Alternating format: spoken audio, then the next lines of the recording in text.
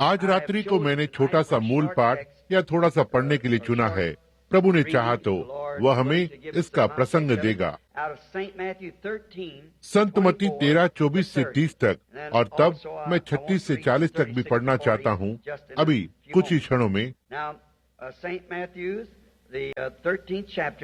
अब संत मत्ती 13वां अध्याय 24वें पद से आरंभ करके मत्ती के 13वें अध्याय से वचन पढ़े जाने को ध्यान से सुनिए। मेरे वचन असफल हो जाएंगे परंतु उसके नहीं होंगे। उसने उन्हें एक और दृष्टांत दिया, कहते हुए, स्वर्ग का राज्य उस मनुष्य के समान है जिसने अपने खेत में अच्छा बीज बोया। पर जब वो सो रहा था तो उसका बैरी आकर गेहूं के बीज, जंगली बीज बोकर चला गया। परंतु जब अंकुर निकले और बालें लगी तो जंगली दाने भी दिखाई दिए। इस पर गृहस्थ के दासों ने उससे आकर और कहा, हे स्वामी, क्या तूने अपने खेत में अच्छा बीज ना बोया था?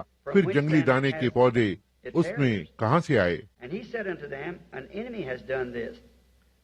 और उसने उनसे कहा, यह किसी बैरी का काम है। और दासों ने उससे कहा, क्या तेरी इच्छा है कि हम जाकर उनको बटोर लें? परंतु उसने कहा, नहीं, ऐसा न हो कि तुम जंगली दाने के पौधे बटोरते हुए उनके साथ गेहूं भी उखाड़ लो। कटनी तक उन दोनों को एक साथ बढ़ने दो, और कटनी के समय में मैं काटने वाले से कहूंगा,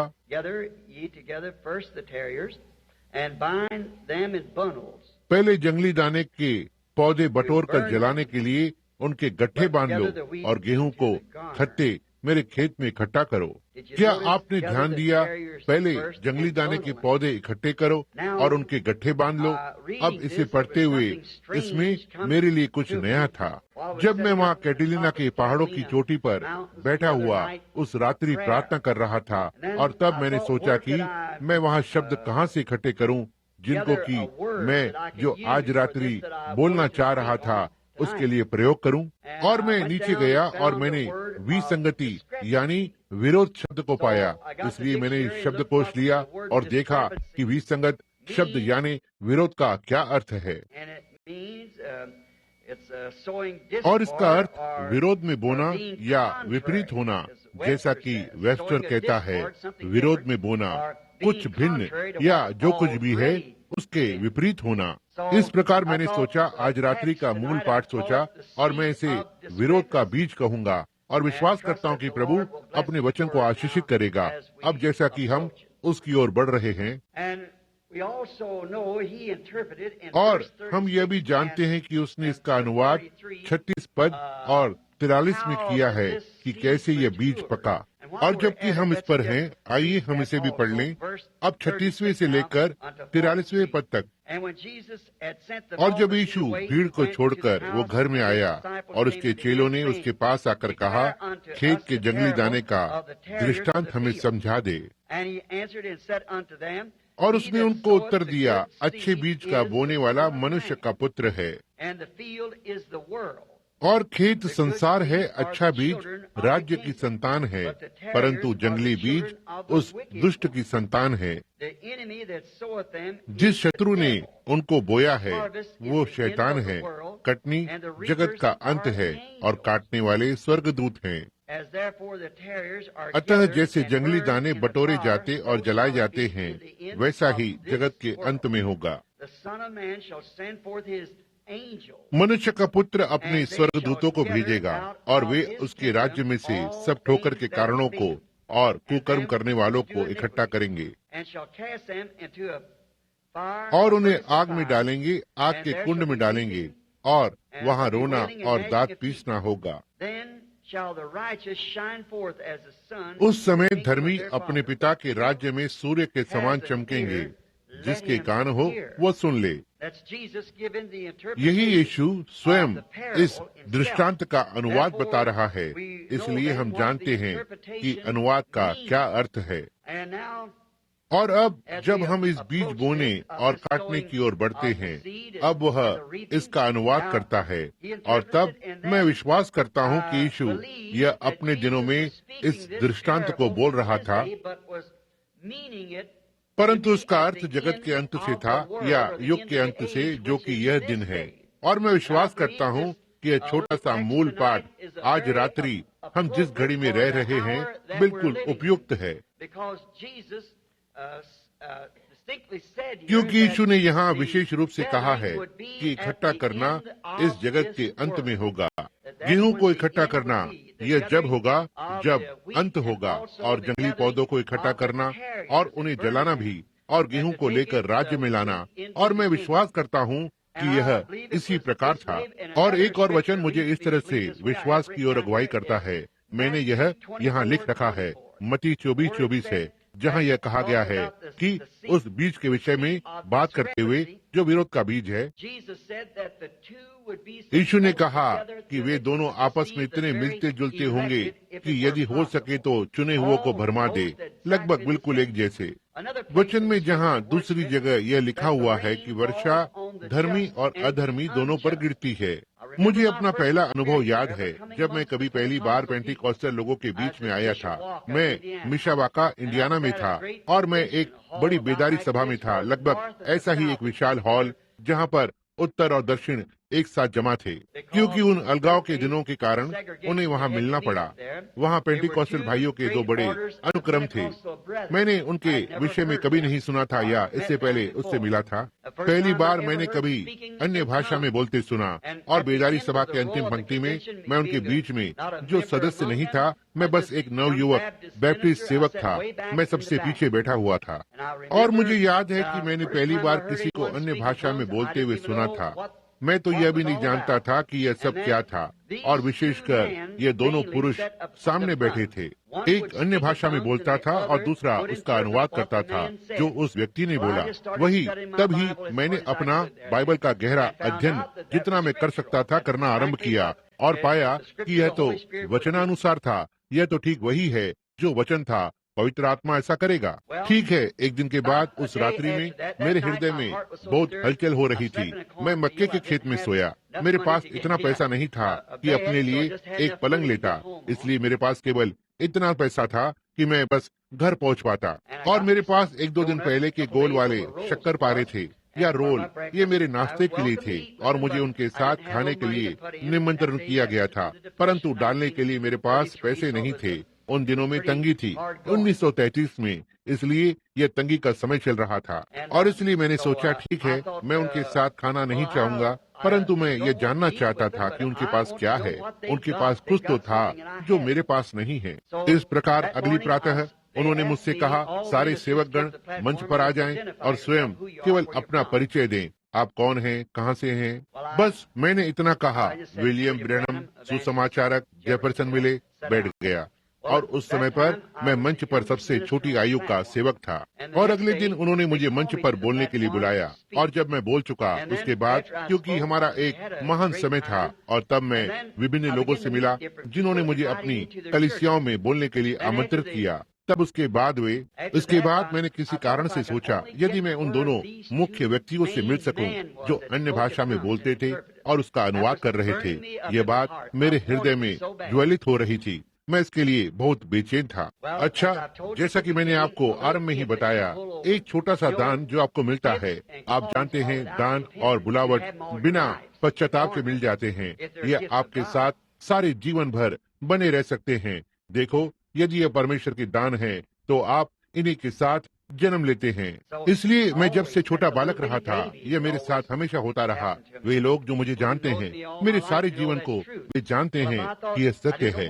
ठीक है, यदि मैं ये सोचूं, उस समय मैं यह नहीं जानता था कि यह क्या था। इसे दर्शन कहा। मैं तो नहीं जानता था कि यह क्या था, परंतु मैंने सोचा काश मैं उनसे कभी बातें कर पाऊं। और जो आत्मा भवन में था वह वास्तविक परमेश्वर का आत्मा प्रतीत हुआ।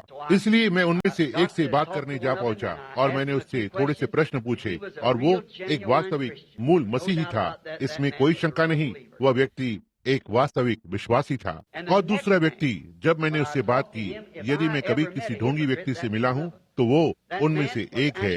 वास्तव में वो व्यक्ति था, उसकी पत्नी सुनहरे बालों वाली स्त्री थी, और उससे उसके बालक थे।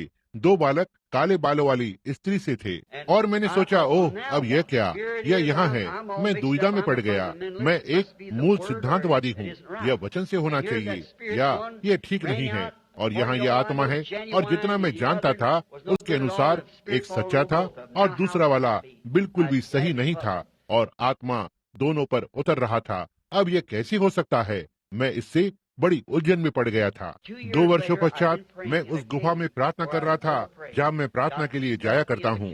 मैं गुफा में धूल से भर गया था, और एक दिन दोपहर बाद मैं बाहर आया और अपनी बाइबल को एक लट्ठे पर रख दिया, और तेजी से हवा चली और इब्रानियों का 6वां अध्याय खोल दिया, जिसमें कहा गया है कि अंत के दिनों में यह कैसे होगा कि यदि हम सच्चाई से फिर जाएं और प्रायश्चित से अपने आप को फिर नया बनाना चाहें, तो फिर पाप के लिए कोई बलिदान नहीं, और किस प्रकार वह झाड़ियां और कांटे जो कि निकम्मे होने पर उनका अंत जलाया जाना है।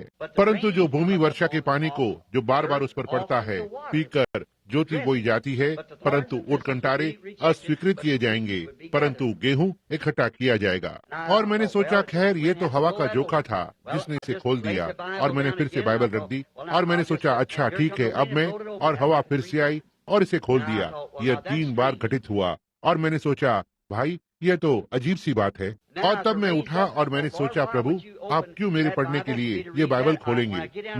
जब मैंने उस पर ध्यान दिया जहाँ ऊँट और कंटारे जो कि अस्वीकृत होने पर हैं, जिनका अंत जलाया जाना है, मैंने सोचा क्यों आपने यह मेरे लिए खोला। और जैसे ही मैंने सामने देखा, अब ये वास्तविक दर्शन बिना किसी विशेष प्रयास के आते हैं, यह केवल परमेश्वर है, समझे। मैंने देखा, और मैंने देखा कि पृथ्वी जो मेरे सामने घूम रही है, और मैंने देखा वह चपटी थाली के समान हो गई। वहाँ एक व्यक्ति सफेद वस्त्र पहने गेहूं बोता चला गया, और उसके पृथ्वी की गोलाई पर से चले जाने के पश्चात एक व्यक्ति निकल कर आया जो दिखने में डरावना था, और वो काले वस्त्र पहने हुए था, और वो जंगली दाने सारे स्थान पर बिखेर रहा था। वे दोनों एक साथ उगाए, और जब वे उगे वे दोनों प्यासे थे क्योंकि वर्षा की आवश्यकता थी, और प्रत्येक ऐसा लग रहा था कि अपने सिर झुकाए हुए प्रार्थना कर रहे थे, प्रभु वर्षा भेज, वर्षा भेज। और बड़ा बादल आया और उन दोनों पर वर्षा हुई। जब ऐसा हुआ, वह छोटा गेहूं उछल पड़ा और कहने लगा, प्रभु की महिमा हो, प्रभु की महिमा हो। और वह छोटा जंगली पौधा भी उछला बिल्कुल वहीं उसी के पास और बोला, प्रभु की महिमा हो, प्रभु की महिमा हो। और तब दर्शन का अनुवाद हुआ, वर्षा धर्मी और अधर्मी दोनों पर होती है। वही एक आत्मा सभा में आ सकता है और हर कोई उसमें आनंदित हो सकता है, पाखंडियों पर, मसीही पर और सारों पर एक साथ। ये बिल्कुल सही बात है, परंतु ये क्या है? वे अपने फलों से जाने जाते हैं, समझे। केवल यही एकमात्र तरीका है जिससे जाना जा सकता है। तब आप देखते हैं जब एक जंगली जई या जंगली गेहूं और दाना कभी कभी एक वास्तविक घरेलू दाने की तरह प्रतीत होता है, इतने मिलते जुलते होते हैं कि वह चुने हुए को भी भरमा दे। मैं सोचता हूँ हम ऐसी ही घड़ी के युग में जी रहे हैं जब इन्हीं बातों का प्रचार होना है और बातें होनी है। 41वें पद पर ध्यान दें, वह दोनों भी इतनी समानता में होंगे, अंत के दिनों में इतनी समानता में होंगे कि इतना तक उसने यह नहीं कहा वह किसी कलीसिया पर उन्हें अलग करने के लिए निर्भर नहीं हो सकता, जैसे कि मेथोडिस्ट या बैप्टिस्ट या पेंटिकॉस्टल कि उन्हें अलग करे। उसने कहा कि उन्हें अलग करने के लिए वो अपने दूतों को भेजेगा। अलगाव लाने के लिए एक दूत आ रहा है, सही और गलत के बीच में एक अलगाव, और कोई इस कार्य को नहीं कर सकता। केवल प्रभु का दूत वही एक होगा जो बताने जा रहा है कि सही क्या है और गलत क्या है। परमेश्वर ने कहा कि अंत के समयों में वह अपने स्वर्ग दूतों को भेजेगा। न ही वे दूत यहाँ से होते हुए, बल्कि अंतिम समय में वे दूत और एक साथ इकट्ठा होंगे। हम जानते हैं कि यह अब आने वाली कटाई का समय है। अब एक दूत को असल में एक संदेशवाहक के रूप में अनुवाद किया जाता है, और हम देखते हैं कि 7 कलीसियाओं के 7 दूत हैं, और अब नहीं, कलीसिया युगों में से होते हुए नहीं। ध्यान दे, उसने किसको कहा कि बीज बोने वाले थे, और यह भी कि बीज क्या था। वो एक जो परमेश्वर का पुत्र था जो बीज बोता हुआ निकला, और शत्रु उसके पीछे से आया जो कि शैतान था, और विरोध के बीज को बोया, सच्चे बीज को बोने के बाद। अब मित्रों, जब से हमारा संसार है, यह बात हर युग में घटित हुई। बिल्कुल यही आरंभ से ही इस प्रकार से है। इसने बिल्कुल उसी चीज को आरंभ किया। अब उसने कहा परमेश्वर का बीज, परमेश्वर का वचन यीशु ने किसी एक स्थान पर कहा है कि वचन बीज है और प्रत्येक बीज अपने ही प्रकार का फल उत्पन्न करेगा। और अब यदि मसीही परमेश्वर की संतान, राज्य की संतान परमेश्वर का बीज बन गया, तो उन्हें परमेश्वर का वचन होना चाहिए। परमेश्वर का वचन जिस युग में वे रह रहे हैं प्रकटीकरण में आया, उस युग के लिए प्रतिज्ञा किया हुआ वचन परमेश्वर ने आरंभ में अपना वचन दिया, और प्रत्येक युग का एक बीज है, उसका समय, उसकी प्रतिज्ञाएं हैं। अब जब नूह दृश्य में आता है और वह परमेश्वर का बीज था, उस युग के लिए परमेश्वर का वचन। जब मूसा आया, वह नूह के संदेश के साथ नहीं आ सकता था, वह काम नहीं करेगा क्योंकि वो उस समय परमेश्वर का बीज था। फिर जब मसीह आया तो वो नूह या मूसा के युग में नहीं आ सकता था। एक कुंवारी को गर्भवती होना था क्योंकि वो उसका समय था, और वो एक पुत्र जनी, और वो मसीहा होगा। अब हम लूथर के युग, वेस्ली के युग में, मेथोडिस्ट का युग में रहते हुए निकल चुके, सारे युगों में से होते हुए, और यह पेंटिकॉस्टल युग, और प्रत्येक युग को वचन की एक प्रतिज्ञा दी गई। और उस युग के लिए जिन्होंने प्रतिज्ञा किए हुए वचन को प्रकटीकरण में लाया, वो उस काल या युग के बीज थे। जैसे कि यहाँ यीशु ने कहा, उसके अनुसार वे राज्य की संतान है। ये ठीक बात है। पवित्र आत्मा का प्रकटीकरण उसके राज्य के बीच की संतानों के द्वारा उस युग में कार्य कर रहा है। ध्यान दे, जंगली पौधे, वही वो एक था, शत्रु शैतान, जिसने विरोध या विरोध का बीज बोया। वही था जो इस भयानक काम को करने का दोषी था। शैतान ने आरंभ से ही अपना बीज बोया। जब परमेश्वर ने मनुष्य जाति की पहली फसल इस धरती पर उगाई, आदम निश्चय ही, जैसा कि तब तक नहीं जान पाया था कि वहाँ एक सत्य का ज्ञान था और सही और गलत का, जैसा कि है, वो तब तक उस पर नहीं पहुँचा था। परंतु हम पाते हैं परमेश्वर ने अपने बालकों को उनकी रक्षा के लिए अपना वचन दिया। हमारे पास परमेश्वर के वचन को छोड़ और कोई रक्षक नहीं है। यही हमारा रक्षक है।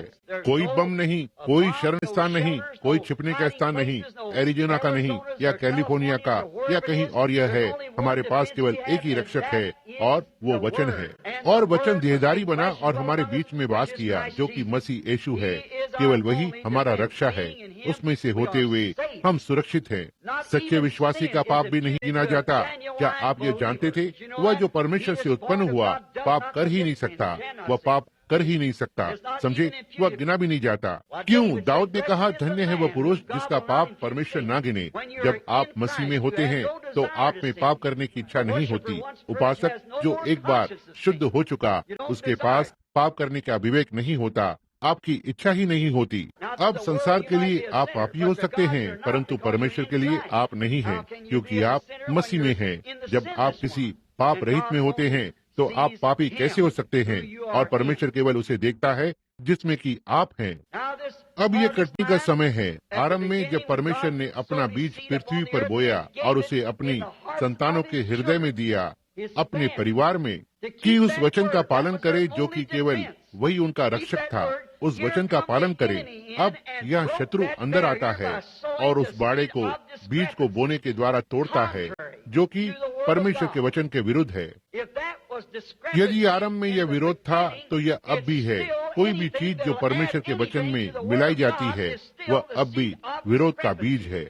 मैं इसकी चिंता नहीं करता कि वह बात कहाँ से आई है। यदि वो किसी संस्था से आई, यदि वो किसी सेना स्तोत्रों के द्वारा आई है, यदि वो राजनीतिक शक्ति से आई है, कोई भी चीज जो परमेश्वर के वचन से मेल नहीं रखती है, वो विरोध का बीज है। जब कोई व्यक्ति खड़ा होकर कहता है कि वो सुसमाचार का प्रचारक है और कहता है कि आश्चर्य कर्मों के दिन बीत गए, तो वो विरोध का बीज है। जब एक व्यक्ति खड़ा होकर कहता है कि वो एक सेवक, कहीं किसी कलीसिया का एक पास्टर है, और ये विश्वास नहीं करता कि हर बिंदु में यीशु मसीह एक सा है, भौतिक शरीर को छोड़, कल, आज और सर्वदा एक सा है, तो वो विरोध का बीज है। जब वो कहता है कि आश्चर्य कर्म और प्रणिताई युग समाप्त हो गया है, तो यह विरोध का बीज है। जब वे कहते हैं कि दिव्य चंगाई जैसी कोई चीज नहीं है, तो यह विरोध का बीज है। और संसार इससे भरा हुआ है। यह भीड़ बनकर और गेहूं को अवरुद्ध कर देता है। हम देखते हैं कि पहले विरोध का बीज बोने वाले की छाप शैतान था, और हम जानते हैं कि यह उत्पत्ति 1 में था। अब हम पाते हैं कि मत्ती की पुस्तक के 13वें अध्याय में यीशु अब भी उसके किसी भी वचन विरोधी को शैतान का चिन्ह कहता है, और यह 1956 कोई भी चीज जो विरोध में बोई जाती है परमेश्वर के लिखित वचन के विरोध में, या इसका कोई भी निजी अनुवाद डालता है, वह विरोध का बीज है। परमेश्वर उसको मान्यता नहीं देगा, वह नहीं दे सकता। यह किसी भी चीज से मेल नहीं खाएगा, यह निश्चय ही नहीं होगा। यह सरसों या राई के बीज के समान है, यह किसी के साथ नहीं मिलेगा। आप इसे दोगला नहीं बना सकते, इसे तो मूल ही रहना है, विरोध का बीज। अब हम पाते हैं जब परमेश्वर ने अपना बीज अदन की वाटिका में बोया तो हमने पाया कि इसने एक हाबिल को उत्पन्न किया। परंतु जब शैतान ने अपना विरोध का बीज बोया तो इससे कैन उत्पन्न हुआ। एक से एक धार्मिक उत्पन्न हुआ, एक से एक अधर्मी उत्पन्न हुआ, क्योंकि हवा ने विरोधी के शब्द को सुना, परमेश्वर के वचन के विरुद्ध, और इससे पाप की गेंद ठीक वहाँ से लुढ़कती आरंभ हुई और तब से ही लुढ़क रही है। और हम इसे कभी भी अलग नहीं कर पाएंगे जब तक कि वे दूत आकर इन चीजों को अलग नहीं कर दें। और परमेश्वर अपने बालकों को लेकर राज्य में पहुंचाता है और जंगली पौधे जला दिए जाएंगे। इन दोनों दाखलताओं पर ध्यान दीजिए। यदि हमारे पास इस विषय के लिए अधिक समय होता, परंतु केवल विशेष बातों को ही लेंगे ताकि हम अगले कुछ मिनटों में सीधे बीमारों के लिए प्रार्थना में जा सकें। ध्यान दें, उनके बीज एक साथ बढ़े, बिल्कुल वैसे ही जैसा परमेश्वर ने यहाँ कहा, 13वें अध्याय में भी कहा। और आज रात्रि मती का हमारा मूल पाठ, उन्हें एक साथ बढ़ने दो। अब कैन नोद के देश को चला गया, अपने लिए एक पत्नी पाया और विवाह किया, और हाबिल घात किया गया था। और परमेश्वर ने शेत को उसका स्थान लेने के लिए पाल पोस कर बड़ा किया, और वंश गलत और सही के बीच में बढ़ने लगे। अब हम ध्यान देते हैं कि वे अलग अलग समय समय पर इकट्ठे हुए और परमेश्वर को करना था। ये इतने दुष्ट हो गए इतना तक कि परमेश्वर को इन्हें नष्ट करना पड़ा था। परंतु अतः यह दोनों बीज जब तक सामने उभर कर नहीं आए, वह विरोध का बीज और परमेश्वर का बीज, उन्होंने अपने वास्तविक शीर्ष उत्पन्न किए, और वो यहूदा इस्करियोती और यीशु मसीह में प्रकट हुए। क्योंकि वह परमेश्वर का बीज था, वह परमेश्वर की सृष्टि का आरंभ था, वह सिवाय परमेश्वर के और कुछ नहीं था। और यहूदा इस्करियोती उत्पन्न हुआ था, विनाश का पुत्र, नरक से आया, नरक को वापस चला गया। यीशु मसीह परमेश्वर का पुत्र था, परमेश्वर का वचन प्रकट हुआ। यहूदा इस्करियोती अपने विरोध में शैतान का बीज था, संसार में आया और धोखा देने के लिए, जैसा कि वह आरंभ में था, कैन जो उसका पूर्व पिता था। यहूदा ने केवल कलीसिया का नाटक किया, वह वास्तव में वो निष्ठावान नहीं था, वास्तव में उसका कोई विश्वास नहीं था, वरन वह यीशु को कभी धोखा न देता। परंतु देखें, उसने वह विरोध का बीज बोया। उसने सोचा कि वह संसार के साथ मित्रता बनाए रख सकता है, धन के साथ और यीशु के साथ भी मित्रता बनाए रख सकता है। परंतु इस विषय में कुछ भी करने के लिए यह बहुत देर हो चुकी थी। जब मृत्यु की घड़ी आई, जब उसने यह दुष्टता का कार्य किया, वह उस विभाजन रेखा को पार कर चुका था कि आगे बढ़कर और वापस आ जाए। जिस मार्ग पर वो गया, उसे उसी पर ही एक धोखेबाज के समान जाना था। उसने विरोध का बीज बोया। उसने उन दिनों की महान संस्थाओं को प्रसन्न करने की चेष्टा की, उन फरीसियों और सदुकियों के साथ, और सोचा कि वह अपने लिए धन कमाकर और लोगों के बीच लोकप्रिय हो जाएगा। क्या यह बहुत से लोगों में विरोध का बीज का होने का कारण नहीं हुआ? मनुष्य में लोकप्रियता प्राप्त करने का यत्न करना। हम परमेश्वर का अनुग्रह प्राप्त करें, ना कि मनुष्य का। परंतु यही यहूदा ने किया जब यह विरोध उसमें बढ़े। और हम जानते हैं कि यीशु वचन था। संत यूहन्ना 1 में कहा है, आदि में वचन था और वचन परमेश्वर के साथ था और वचन परमेश्वर था, और वचन देहधारी हुआ और यहाँ हमारे बीच वास किया। तो वचन बीज है, तब बीज देहधारी हुआ और हमारे बीच वास किया। यदि यहूदा शत्रु का बीज था और विरोधात्मक था, तो वह भी देहधारी हुआ और हमारे बीच में यहूदा इस्करियोती व्यक्ति में रहा। उसने कभी भी वास्तव में वास्तविक विश्वास नहीं किया। उसके पास जो था, जो उसने सोचा यही विश्वास है। विश्वास के समान भी एक चीज है, और वो ढोंगी विश्वासी का विश्वास। और एक परमेश्वर का सच्चा विश्वास परमेश्वर में विश्वास करेगा, और परमेश्वर वचन है, यह इसमें कभी भी कुछ नहीं मिलाएगा। बाइबल हमें बताती है, यदि हम एक भी शब्द मिलाएंगे या एक भी शब्द घटाएंगे तो हमारा भाग जीवन की पुस्तक में से निकाल दिया जाएगा। प्रकाशित वाक्य 22:18 अंतिम समाप्ति वाला अध्याय। पहले आरंभ में बाइबल की पहली पुस्तक में परमेश्वर ने उन्हें बताया कि एक भी वचन ना तोड़े, हर एक वचन का पालन किया जाए, उन्हें उसी वचन के द्वारा जीवित रहना है। यीशु ने पुस्तक के बीच में आकर और अपने युग में कहा मनुष्य केवल रोटी से ही जीवित नहीं रहेगा, परंतु हर उस वचन से जो परमेश्वर के मुख से निकलता है। और प्रकाशित वाक्य के समाप्ति युग में हमें बता दिया गया कि जो कोई भी इस पुस्तक में से एक भी शब्द घटाएगा या एक शब्द इसमें मिलाएगा, उसका भाग जीवन की पुस्तक में से निकाल दिया जाएगा। इसलिए इसमें कोई भी शंका नहीं हो सकती है। केवल एक मूल विशुद्ध परमेश्वर का वचन, यही वो परमेश्वर के पुत्र, परमेश्वर की पुत्रियां हैं, जो मनुष्य की इच्छा से उत्पन्न नहीं हुए हैं या हाथ मिलाने के द्वारा या किसी प्रकार के बपतिस्मे के द्वारा, परंतु परमेश्वर की आत्मा में उत्पन्न हुए हैं, पवित्र आत्मा के द्वारा, और वचन उनके द्वारा प्रकट हो रहा है। यह परमेश्वर का वास्तविक बीज है। शत्रु कलीसिया का सदस्य बन जाता है और अपने धार्मिक मत में कट्टर हो जाता या ऐसे ही कुछ, परंतु यह नहीं है, यह विरोध है। कुछ भी चीज जो उस मूल सत्य परमेश्वर के वचन में अवरोध उत्पन्न करती है। और हम कैसे जान पाते हैं? हम कहते हैं ठीक है, उन्हें इसका अनुवाद करने का अधिकार प्राप्त है। नहीं श्रीमान, किसी भी मनुष्य को अधिकार नहीं कि परमेश्वर के वचन का अनुवाद बताए। वह अपना अनुवाद स्वयं करता है। वो यह प्रतिज्ञा करता है, तब वो इसे करता है। यही इसका अनुवाद है। जब वो प्रतिज्ञा करता है तो उसको पूरा करता है। यही इसका अनुवाद है। कोई भी चीज जो परमेश्वर के वचन से विपरीत है, वो विरोध है। बिल्कुल। अब जैसा मैंने कहा, यहूदा के पास वास्तविक विश्वास न था, उसके पास दिखावटी विश्वास था। उसके पास एक विश्वास था, उसने सोचा कि यह परमेश्वर का पुत्र था, परंतु उसने नहीं जाना कि यह परमेश्वर का पुत्र था। नहीं तो उसने यह न किया होता। और एक मनुष्य जो परमेश्वर के वचन पर सत्य होने पर भी समझौता करता है, उसके पास दिखावटी विश्वास है।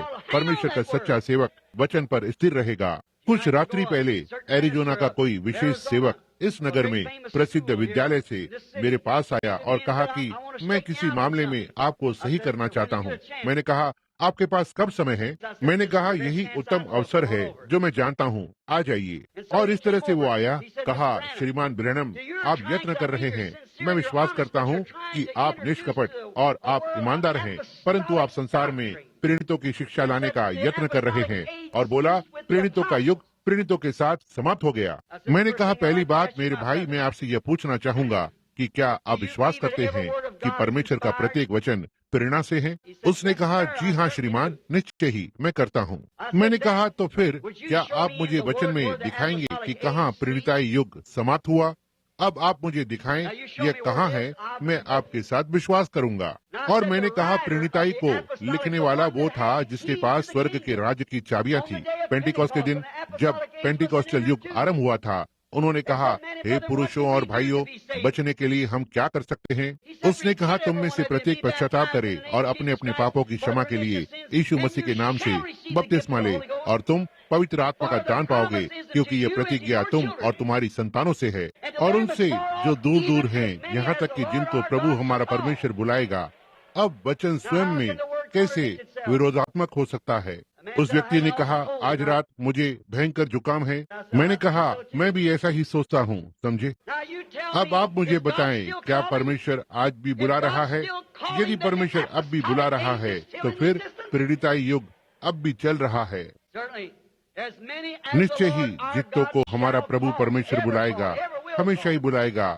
जब भी बुलाएगा, जितों को वह बुलाएगा, तो प्रेरिताई युग तब तक रहेगा, क्योंकि यीशु मसीह कल, आज और सर्वदा एक सा है। अब आज हम पाते हैं कि यह विरोध हर युग में होते हुए बोया गया। यदि यह अगले 10 या 15 मिनटों में संभव होता तो मैं इसे ले लेता, परंतु आप कर नहीं सकेंगे। युगों से होते हुए हम में से अधिकतर बाइबल पढ़ते हैं। और अब जैसे कि जब यीशु आया और इस विरोध को पाया जो मेल नहीं खाता, इसके विपरीत वह तो प्रकट हुआ वचन था। यह परमेश्वर का वचन का अनुवाद था, क्योंकि उसने कहा, तुम पवित्र शास्त्र में ढूंढते हो क्योंकि तुम सोचते हो कि उसमें तुम्हें अनंत जीवन मिलता है, और वे तो वही वचन हैं जो मेरी गवाही देते हैं। आप उसी स्थिति में हैं। वह वचन का अनुवाद था, और इस युग का प्रत्येक फिर से जन्म प्राप्त किया हुआ परमेश्वर का पुत्र और पुत्री वचन का अनुवाद है। तुम लिखित पत्रियां हो जो सब मनुष्यों द्वारा पढ़े जाते हो। जी हाँ, ध्यान दें, उसने कहा वे व्यर्थ मेरी उपासना करते हैं, मत के लिए विरोध शिक्षा देते हैं। व्यर्थ में वे मेरी उपासना करते हैं, वे विरोध मत की शिक्षा देते हैं। मनुष्य का मत, मनुष्य का धार्मिक मत परमेश्वर का वचन बताकर सिखाते हैं, जबकि परमेश्वर के वचन से उसका कोई लेना देना नहीं। देखिए, हर युग ने ऐसी फसल पैदा की, हर युग ने ऐसा किया, और हमारा युग भी इससे अछूता नहीं। हमारे यहाँ भी वही बातें हैं, और उन युगों को एक साथ मिला दिया जाए तो उनसे बड़ा युग, क्योंकि ये संसार के इतिहास का समापन है। धरती पर कभी भी इतना विरोध नहीं हुआ जो कि आज इस धरती पर है। दूसरे युगों के विरोध ने उन्हें सच्चे और जीवित परमेश्वर से अलग करके मूर्ति पूजा में ले गया। आज यीशु ने मत्ती 24:24 में कहा, यह इतना मिलता जुलता या समानता में होगा कि यदि संभव हो सके तो वह चुने हुए को भी भरमा देगा। विरोध के विषय की बात करें, ओह, यह बहुत धूर्त है। शैतान लोगों के बीच में धार्मिक विद्वानों की तरह उपस्थित है, जैसे कि दिव्य विद्वान उस वचन को सिद्ध तरह से पढ़ा सकता है। यीशु ने ऐसा कहा, परंतु उस पर ध्यान दे, वो यही कहीं होगा। कहा कि भाई, यह इस युग के लिए नहीं था। ओह हाँ, यह भी देखिए, क्योंकि परमेश्वर ने कहा यह था। देखिए इसने क्या किया। इसी प्रकार के विरोधों ने नूह के दिनों में परमेश्वर के क्रोध को भड़काया, जब परमेश्वर ने अपना भविष्यवक्ता भेजा और जलती हुई आग की तरह प्रचार किया गया, लोगों को पश्चाताप के लिए पुकारा और विरोध डूब गया। तब शैतान ने क्या किया, पीछे से हाम के अंदर आया और इसे फिर से बोना आरंभ किया। यह बिल्कुल ठीक बात है। फिर मूसा प्रकट होता है, एक महान भविष्यवक्ता, इजराइल की संतान को जंगल में से निकाल कर लाया। क्या घटित हुआ? मूसा, जो परमेश्वर का महान भविष्यवक्ता, उनके पास परम सत्य लाया, प्रमाणित सत्य। उसकी भेंट परमेश्वर से हुई थी। परमेश्वर ने सिद्ध किया कि उसकी भेंट उससे हुई थी। और कैसे जो लोग वहाँ पीछे थे, वे याजक और उनके अपने धर्म थे, उनके संस्कार, उनके धार्मिक संस्कार और आदि आदि। परंतु मूसा वहाँ वचन अनुवाद के प्रमाणित रूप में खड़ा रहा। इसे ना भूलें, मूसा परमेश्वर की प्रतिज्ञा का अनुवाद था। उसने कहा वो इसे करेगा। वो परमेश्वर का अनुवाद था। क्या घटित हुआ? मिस्र से एक कलीसिया निकलना आरंभ हुई। कुछ ही दिनों में अपने पैरों पर खड़ी हो गई। और क्या हुआ? शैतान अपने विरोध के साथ आया, एक व्यक्ति में, दूसरा केन जो कि बालाम था, और उसने उनके बीच में विरोध को बो दिया। हम जानते हैं कि यह बात सही है। वो बालाम की शिक्षा कि हम सब एक ही हैं, हम उसी परमेश्वर की सेवा करते हैं जिसकी तुम करते हो। मूल सिद्धांत रूप में वो सही था, क्योंकि उसने एक बलिदान को चढ़ाया जो परमेश्वर को चढ़ाना था। 7 मेढ़े, 7 बैल, 7 वेदियां, और उसी परमेश्वर से वैसी ही सिद्ध प्रार्थना की जैसे मूसा ने जंगल में की थी। बिल्कुल ठीक वही, परंतु वे एक से नहीं थे। हमें भविष्य में होने वाली बातों को दर्शाता है कि क्या होने वाला है।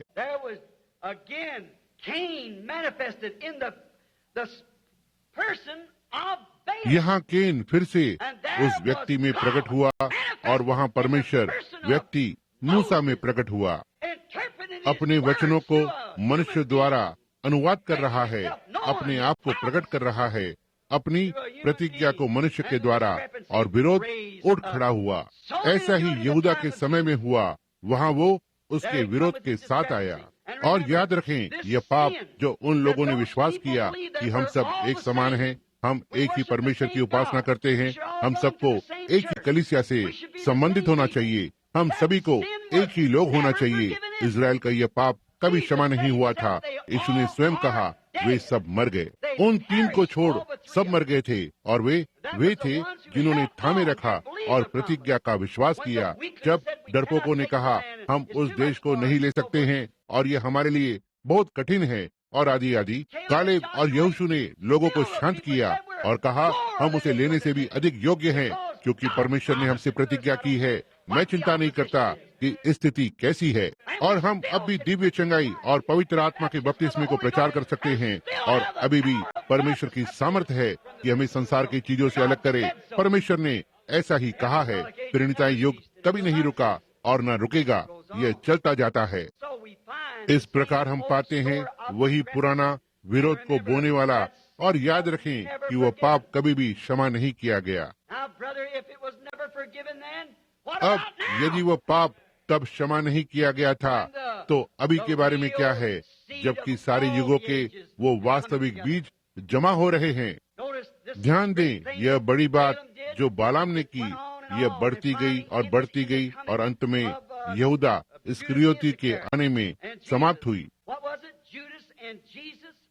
यह क्या था? यहूदा और यीशु बिल्कुल ठीक केन और हाबिल का चित्र थे, क्योंकि जैसे यहूदा धार्मिक था वैसे ही केन भी धार्मिक था। केन ने एक वेदी बनाई, उसने एक बलिदान चढ़ाया, उसने परमेश्वर की उपासना की। वह बिल्कुल उसमें वैसे ही निष्कपट था जैसे दूसरा वाला था, परंतु आप देखिए उसके पास प्रकाशन नहीं था कि वचन क्या था। उसने सोचा कि यह आदम और हवा ने ऐसा ही कुछ सेब या कोई फल खाया था, और केन हाबिल ने प्रकाशन के द्वारा जान लिया कि वो गलत था। यह लहू था जो उन्हें बाहर ले आया, और उसने एक मेमना बलि किया, और परमेश्वर ने उसके बलिदान की गवाही दी कि यह ठीक था। तब वह द्वेष से भर गया और अपने भाई को मारने का यत्न किया, और जैसे ही उसने उसे अपने भाई को उसी वेदी पर घात किया जिस पर उसका बलिदान मारा गया था, मेमना वेदी पर मरा। इसी प्रकार यहूदा इस्करियोती ने यीशु मसीह को परमेश्वर की वेदी पर घात किया, और जैसे केन ने हाबिल को घात किया ऐसे ही उसे किया, क्योंकि केन विरोध का बीज था। और इसी प्रकार बालाम था किराए का भविष्यवक्ता, एक व्यक्ति जिसे अच्छी तरह से मालूम होना चाहिए था, और परमेश्वर ने उसे चिन्हों और आश्चर्य कर्मों से चेतावनी दी, और यहाँ तक कि गदही अन्य भाषाओं में बोली। भी वह उसी तरह से चलता रहा। वो एक वचन विरोध को बोने वाला ही बनकर उत्पन्न हुआ था, और यीशु ने यह भविष्यवाणी की थी कि इस युग में सबसे अधिक वचन का विरोध होगा, जो कि कभी नहीं हुआ था। लौदकिया कलीसिया काल गुनगुना है, जिसने उसे कलीसिया से बाहर कर दिया है। यह इसको छोड़ और क्या हो सकता है सिवाय विरोध के। निश्चय ही यह सच है, यह इस युग में समाप्त होता है। और यह केन और हाबिल फिर से कलवरी पर। अब ध्यान दें, जैसे ही यीशु चला गया, स्वर्ग में चला गया, पवित्र आत्मा वापस भेजा गया। वो बीज था, वचन को जीवन देने वाला, जैसा कि हमने पिछली रात में बोला था। यही वो है जो वचन को जिलाता है। जिलाने का अर्थ होता है जीवन प्रदान करना। वास्तविक पवित्र आत्मा जीवन को वचन में लाता है, जो कि वो है। वो किसी मत सिद्धांत में जीवन नहीं लाता, वो नहीं ला सकता, क्योंकि यह मत सिद्धांत की चीज नहीं है। यह परमेश्वर के वचन का जीवन है, क्योंकि यह परमेश्वर है, समझे, और यह उस देह को जिलाता है। अब ध्यान दें, जैसे कि उन्होंने किया, तब जैसा बाइबल ने कहा, और यूहन्ना अपनी संतानों से बोला और कहा, छोटे बालकों, तुम मसीह विरोधी के लिए सुन चुके हो, जिसको कि जगत में आना था। कहा, जो कि अभी भी संसार में है और यह आज्ञा न मानने वालों में कार्य कर रहा है। अब यह पवित्र आत्मा के आने के 30 वर्ष पश्चात की बात है। हम पाते हैं जब पवित्र आत्मा आता है, वो वास्तविक बीज को वास्तविक जीवन देने वाला, तब वहाँ वो विरोध भी फिर से आता है। और ध्यान दें, यह बढ़ता चला गया। यह था वास्तविक वचन प्रमाणित हो चुका था। पुराने भविष्यवक्ताओं ने परमेश्वर के वचन को सत्य प्रमाणित किया जैसे जैसे वे गए। यदि किसी ने नीसियन सभा को पढ़ा है या नीसियन सभा से पहले खूनी राजनीति के वे 15 दिन, जब उन रोमी लोगों का झुंड वहां गया और उस कलीसिया में से संप्रदाय बनाने की चेष्टा की, भेड़ की खाल लपेटे और साग भात खाने वाले भविष्यवक्ता आए और उस वचन का पक्ष लिया, परंतु उससे क्या हुआ? यह केन की तरह ही होना था, यह हाबिल की तरह ही होना था। एक को तो मरना ही था। निश्चय ही यही हुआ, और लोगों के बीच में वचन का प्रभाव समाप्त हो गया, और उन सब ने सच्चे वचन को मतदान के द्वारा बाहर निकाल दिया, और विरोधी मत सिद्धांतों को प्राचीन कैथोलिक कलीसिया ने ले लिया। उन्होंने पोप बना लिया, उन्होंने बिशप बना लिए, उन्होंने यह वह बहुत सारी चीजें मिला ली। उन्होंने पतरस के सच्चे वास्तविक अर्थ को हटा दिया, और मरियम का और बाकी बची चीजों को और मूर्तियां बना ली, और कुछ नहीं बनाया, केवल पागान रिवाजों में से एक कहलाने वाला मसीह धर्म। यह क्या था? विरोध का बीज, और संस्थागत हुआ। धरती पर पहली बार एक कलीसिया संस्थागत हुई। यह क्या था? विरोध का बीज बोना आरंभ हुआ, कुछ तो मिलाना और कुछ तो घटाना।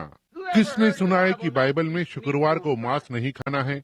बाइबल में किसने सुना है कि डुबाकर बपतिस्मा देने के स्थान में कुछ जल को छिड़कना है? किसने उन बातों के बारे में सुना है? मरियम की जय या ऐसा ही कुछ? किसने इन प्रोटेस्टेंटों की सड़ी गली इन बातों को सुना है? केतली कड़ाई को काला नहीं कह सकती। सही है, थोड़ा सा दोषी सारी बातों का दोषी होता है। किसने सुना है कि परमेश्वर संस्थाओं से व्यवहार करता है? मुझे एक बार दिखाइए कि कोई भी संस्थागत होकर कभी भी जीवित रहा हो। वे तुरंत ही मर गए और फिर कभी नहीं उठ सके। यह समय है कि कुछ घटित हो। यह परमेश्वर का समय है कि वो कुछ करे। इसने लोगों के बीच से प्रभाव को समाप्त कर दिया है। यही बात आज हुई है। वे प्रभाव को समाप्त करते हैं, कहते हैं ओह, उन पवित्र शोर मचाने वालों का झुंड, यहाँ उनके लिए कुछ नहीं है। और क्यों? यह विरोध है। वचन से आमना सामना कीजिए और देखिए कि यह क्या है। देखिए कि क्या परमेश्वर अपने वचन को स्वयं अनुवाद करता है। परमेश्वर सामर्थी है कि इन पत्थरों से अब्राहम के लिए संतान उत्पन्न करे। आमीन। उन प्रारंभिक मसीहों के द्वारा वचन पूरी तरह से प्रमाणित किया था। कैसे परमेश्वर ने उन्हें सब बातों से छुड़ाया और बीमारियों से, और उनके पास भविष्यवक्ता थे और वे अन्य भाषाओं में बोले, अनुवाद किया और संदेश दिए, और वो हमेशा हर बार बिल्कुल सत्य सिद्ध हुआ। परंतु उस प्रमाणित वचन के सामने लोगों ने विरोध मत से उसे बाहर कर दिया और एक संप्रदाय का पक्ष लिया। यही सारी संस्थाओं की माँ है। दोनों अब पूरी तरह से परिपक्व हो चुके हैं। उन्होंने फिर से बीज बोना शुरू कर दिया। यह मर गया, लेकिन लूथर के दिनों में यह फिर से खिल उठा। जैसा कि हम जानते हैं, नाश्ते की सुबह यहाँ पहले संदेश में लिया था, यह लूथर के दिनों में खिल उठा। अब उन्होंने क्या किया? उस महान व्यक्ति के मरने के तुरंत बाद उन्होंने एक संगठन बनाया।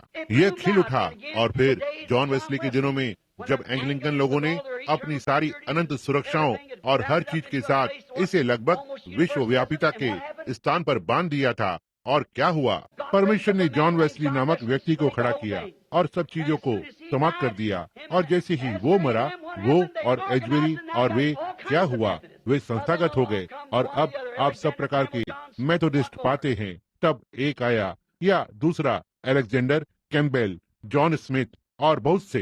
अंत में पेंटिकॉस्टल आए, इन सब में से निकले। फिर क्या हुआ? वह बहुत अच्छे चले।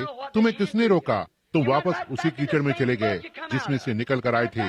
उसी ढलान पर वापस चले गए, वापस उसी विरोध में चले गए और संस्था बना ली। तुम्हें वचन पर समझौता करना था, और हर बार परमेश्वर कुछ नया भेजता है, तुम उसे ग्रहण नहीं कर सकते। यह ठीक बात है। फिर से विरोध। और ध्यान दें, जैसा मैंने उस दिन कहा था कि पहला छोटा सा पत्ता इस जड़ में से निकला, बढ़कर पत्तियों में आया और पूंदनी में आया और फिर से डंठल में आया और बाहर आया। वह गेहूं का छोटा सा भूसा स्वयं में लगभग उसी दाने के समान लगता है, और हमने सोचा यही था। परंतु जब आप उसे खोलते हैं तो वहाँ दाना बिल्कुल भी नहीं है। यह केवल उस दाने की सहायता के लिए है जिससे वो बढ़े, और यह भी मर जाता है और इसमें से जीवन निकल जाता है और दाने में चला जाता है। ध्यान दें, इसलिए वो कलीसियाओं को कहते हैं जो बोई गई। आज हम पाते हैं कि हमारे कहलाने वाली कलीसियाएं, यहाँ तक कि हमारे पेंटिकॉस्टल भी हमें संतुष्ट नहीं कर सके। हम बाहर निकल गए, हमें अपने ही झुंड बनाने पड़े। हर चीज निकल कर आई। हमें यह लेना पड़ा, हमें यह लेना पड़ा, हमें दूसरा झुंड बनाना पड़ा। और यह व्यक्ति उठ खड़ा हुआ, कहा वह सफेद बादल पर आ रहा है। दूसरा कहता है वह सफेद घोड़े पर आ रहा है। ठीक है, हम दो झुंड बनाएंगे। देखिए ये क्या है? विरोध को बोना। जब वो आता है, यह जो कुछ भी है, जब वो आएगा तो अपने वचन का स्वयं अनुवाद करेगा। हम उस समय तक प्रतीक्षा करें। ध्यान दें, उस विषय में बात कर रहे हैं। आपको उस दिन का संदेश भी नहीं मिलता है। हमेशा ही उस ओर संकेत करते हैं जो परमेश्वर करने जा रहा है या जो वो कर चुका है, और उस बात को अनदेखा करते हैं कि वो क्या कर रहा है। इस प्रकार से हम इसमें विरोध को पाते हैं। अब हम ध्यान दें कि आज हमारी कलीसियाएं, हमारे सारे कलीसियाएं हवा को बो रही हैं और भवंडर काट रही हैं। हमारी वो प्रार्थना सभाएं नहीं हैं, हमारी वो आराधनाएं नहीं हैं जो हुआ करती थी। क्या कारण है? हमने सब जगह बंधन लगा दिए हैं। यहाँ तक कि हमारे पेंटिकॉस्टल कलीसिया को देखें जो बाल कटी स्त्रियों से भरे पड़े हैं, जिसकी आज्ञा नहीं हुआ करती थी।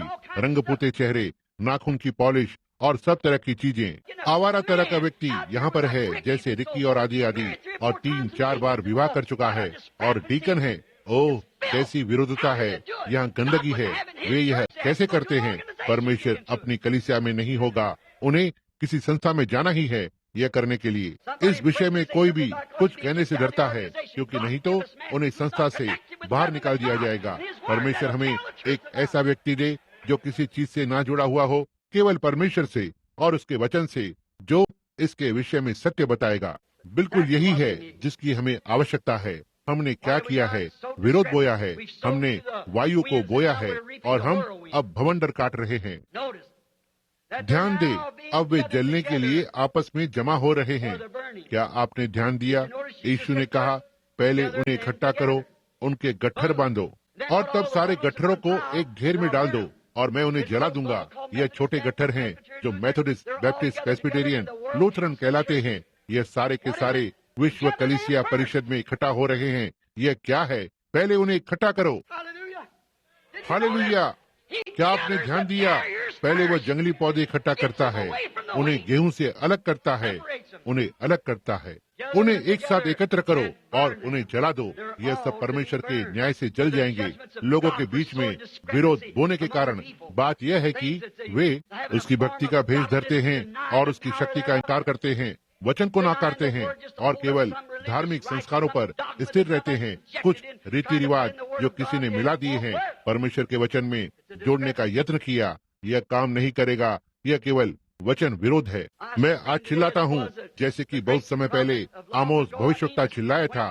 जब वो उस शहर में आया तो बोला, मैं भविष्यवक्ता नहीं हूँ, न ही भविष्यवक्ता का पुत्र, परंतु यदि सिंह गरजता है तो कौन न डरेगा। उसने कहा, जब परमेश्वर बोलता है तो कौन भविष्यवाणी ना करेगा। उसने पीढ़ियों पर न्याय की भविष्यवाणी की, कहा कि वही परमेश्वर जिसकी सेवा का तुम दावा करते हो तुम्हें नष्ट कर देगा।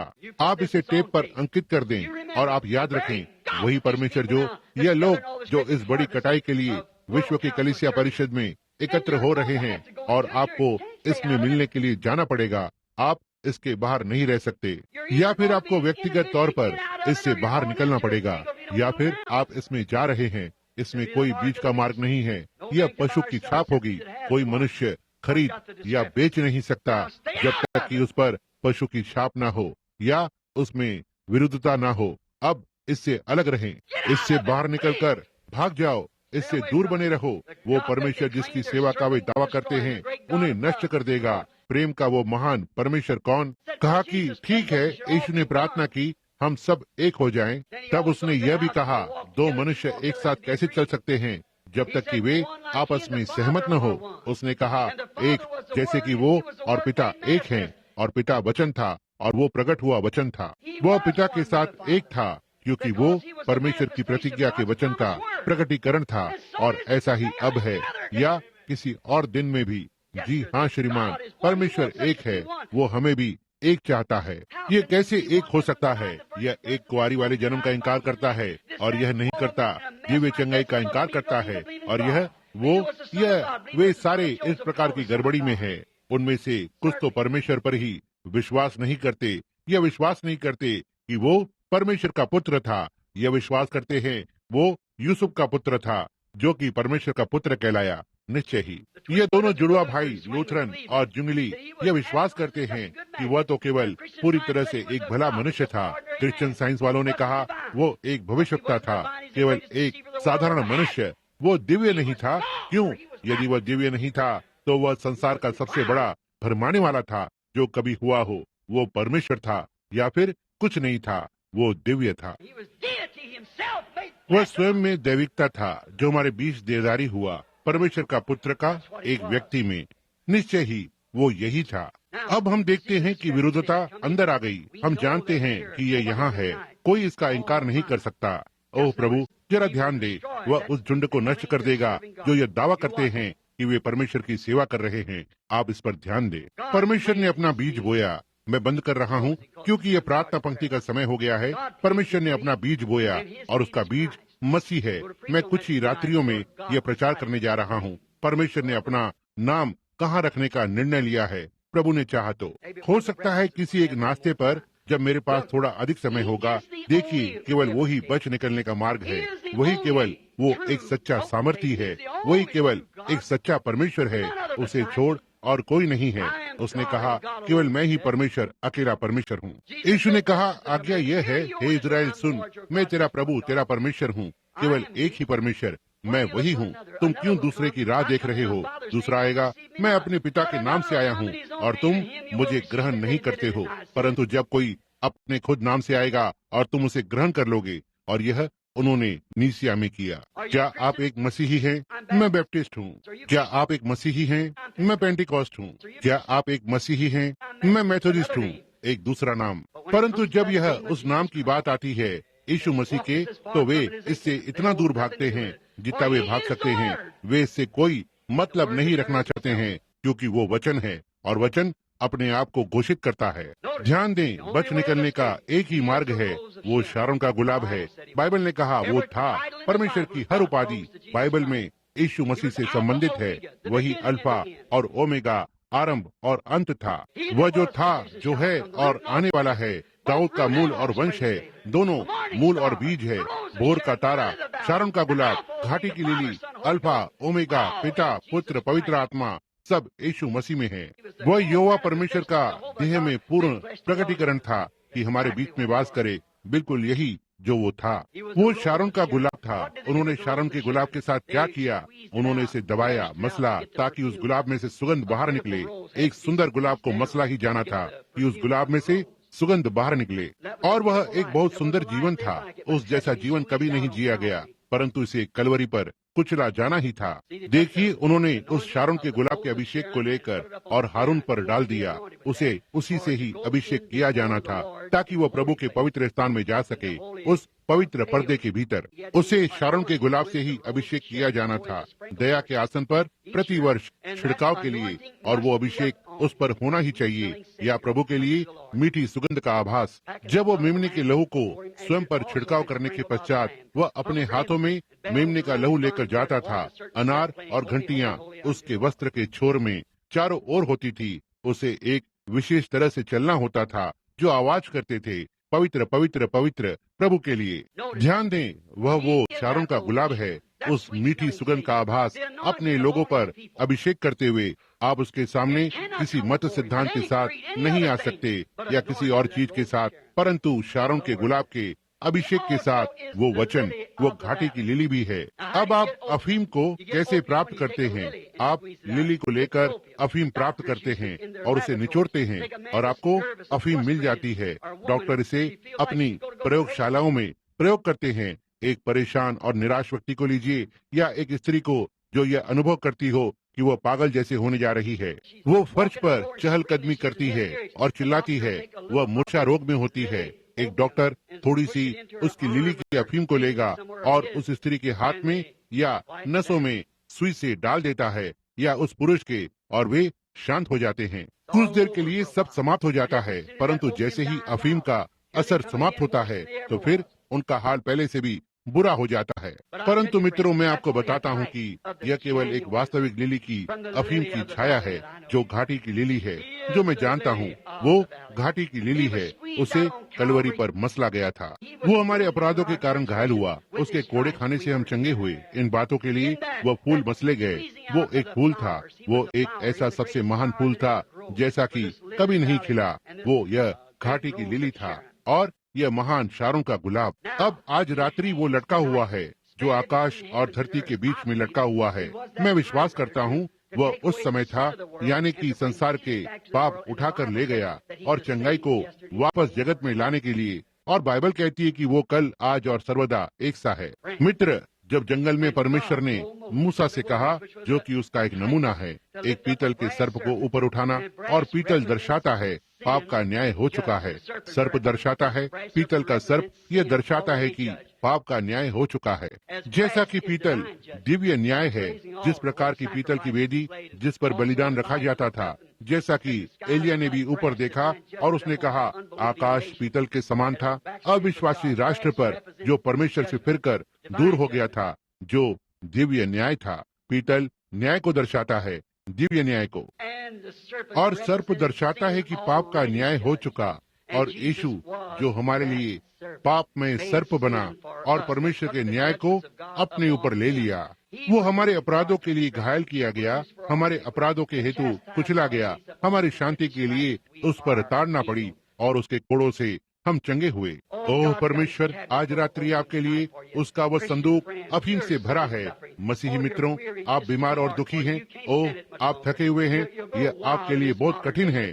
आप अधिक समय तक इसमें बने नहीं रह सकते हैं। आप इस आधुनिक दिनों में जिसमें हम रह रहे हैं, हम परेशान हो जाएंगे। क्या आज रात्रि आपने लाइफ लाइन को सुना कि उन्होंने क्या कहा कि जो रूस कहता है 55 में कि वे समस्त संसार का पूर्ण अधिकार प्राप्त कर लेंगे, इससे पहले ये घटित हो, रैप्चर हो जाना है। इसलिए मित्रों, ये कितना नजदीक है, यह बिल्कुल यही अब निकट है। क्या आप पूर्ण हृदय से आज रात्रि उसे ढूंढेंगे? वह घाटी की लिली है, वो कल, आज और सदा एक सा है। आज रात्रि वो यहाँ अपने लोगों के मध्य में है कि स्वयं ऊंचा उठाया जाए, ठीक उसी प्रकार से जैसे मूसा ने उस पाप के चिन्ह को उठाया। केवल पाप को ही नहीं परंतु रोगों को भी। याद रखें, यीशु ने कहा, जैसे मूसा ने पीतल के सांप को ऊपर उठाया, वैसे ही मनुष्य के पुत्र को भी ऊपर उठाना ही है। मूसा ने किसके लिए ऊंचे पर उठाया? पाप के लिए, अविश्वास और रोगों के लिए। यीशु भी पाप, अविश्वास और रोगों के लिए ऊपर उठाया गया। वो वही चीज था। अब आज रात्रि, इन दिनों में जब हमारे पास एक बड़ा विरोध है, लूका में यीशु मसीह ने प्रतिज्ञा की कि उन दिनों में प्रभु के आगमन से पहले ऐसा ही होगा जैसा सदोम के दिनों में था, और जब मनुष्य का पुत्र अपने आप को प्रकट करेगा, जैसे कि मनुष्य के पुत्र ने स्वयं को अब्राहम पर प्रकट किया था। एलोहिम परमेश्वर मनुष्य के मध्य में देहधारी हुआ और अब्राहम के साथ रहा और उसे दिखाया, उसे बताया कि सारा तंबू में उसके पीछे बैठी हुई क्या सोच रही है, जिसको उसने कभी नहीं देखा था। उसे बताया कि वो क्या, उसने उसे सारा के नाम से पुकारा। अब्राहम, उसका नाम अब्राम नहीं जब से उसने चलना आरंभ किया, परंतु अब्राहम था। ना ही सारे SARAI, परंतु सारा SARAH। तेरी पत्नी सारा कहाँ है? कहा कि वो आपके पीछे तंबू में है। कहा कि मैं जीवन की ऋतु में तुझसे मिलने आ रहा हूँ। और वो हंसी। उसने कहा कि यह क्यों हंसी? अब यीशु ने कहा, इसके जरा सा पहले कि यह बड़ा विरोध एकत्र होकर और जलाया जाए, मनुष्य का पुत्र अपने आप को प्रकट करेगा उसी प्रकार से जैसा उसने पहले किया था। और यह कि यह क्या है, अब इसे नए सिरे से उसे आपके सामने ऊपर उठाया जा रहा है कि यीशु मसीह कल, आज और सर्वदा एक सा है। क्या आप इसका विश्वास करते हैं? आइए हम अपने सिरों को झुकाएं और प्रार्थना करें। प्रिय परमेश्वर, हम आपसे प्रेम करते हैं। आपका वचन हमारे लिए बहुत बहुत भोजन से भरा है प्रभु। हम इसे बहुत प्रेम करते हैं, हम इसके द्वारा जीते हैं प्रभु। ऐसा प्रतीत होता है कि हमारी क्षमता कभी पर्याप्त नहीं होती। हम आपकी मेज पर बैठना पसंद करते हैं, आपके वचन के चारों ओर और आशीषों में आनंदित होते हैं प्रभु। जब हम इस प्रकार से एकत्र होते हैं, भाई बहन की तरह, जो कि परमेश्वर के पुत्र के लहू के द्वारा खरीदे हुए हैं, जो कि आपके लहू के द्वारा खरीदे हुए हैं,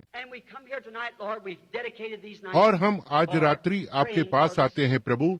हमने इन रात्रियों को बीमारों की प्रार्थनाओं के लिए समर्पित किया है, और वचन के अनुसार आपने कहा कि उसके कोड़े खाने से हम चंगे हुए थे। तो फिर प्रार्थना करना आवश्यक नहीं है, केवल अपने पापों को मान लेना, क्योंकि आपके कोड़ों के द्वारा हम भूतकाल चंगे हुए थे। ओह, क्या ही उद्धार का दिन है, क्या ही इमैनुअल के द्वारा, क्या ही प्रतिज्ञा है। यह निश्चय ही सत्य है।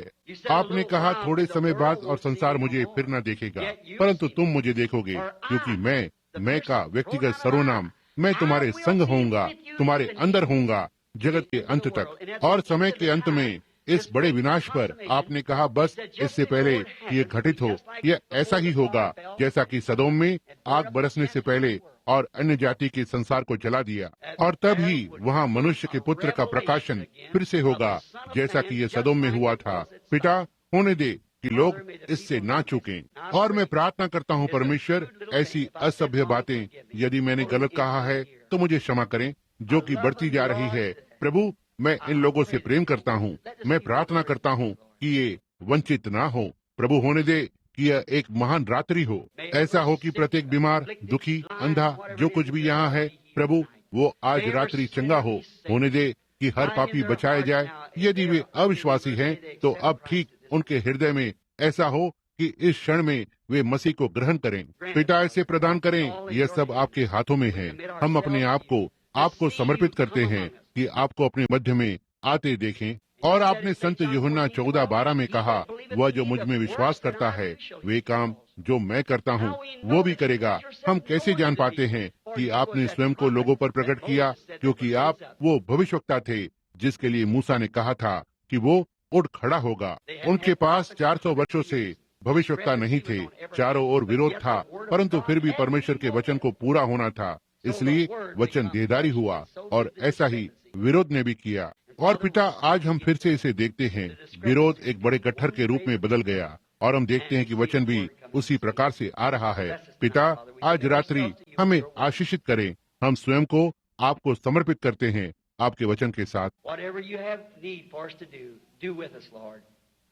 प्रभु, जो कुछ भी आप हमारे साथ करना चाहते हैं हमारे साथ करें, यीशु के नाम में, आमीन।